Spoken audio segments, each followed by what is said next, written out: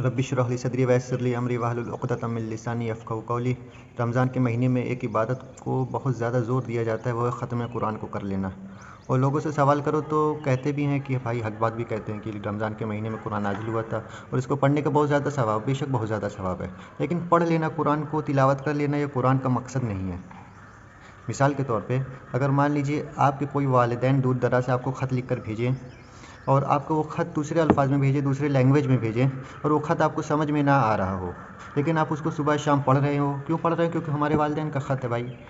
تو اگر آپ اپنے والدین کے پاس جاتے ہو، پھر آپ سے والدین پوچھتے ہیں جو میں نے تمہیں خط لکھ کر بھیجا تو اس پر کتنا عمل کیا، تو آپ کہو گے اس پر عمل بھی کرنا تھا، ہمیں تو لگا یہ آپ کا خط ہے، اس کو صبح شام پڑھنا تھا، ہمیں تو لینگویج سمجھ بھی نہیں آ رہی تھی کیونکہ الگ لینگویج میں تھی، الگ الفاظ میں لکھا تھا۔ تو آپ کے والدین کہیں گے تو بھائی اس سے ٹرانسلیٹ کروا لیتے جس کو سمجھ میں آ رہا تھا، اس سے پوچھ لیتے جس کو سمجھ میں آ رہا تھا یہ الفاظ۔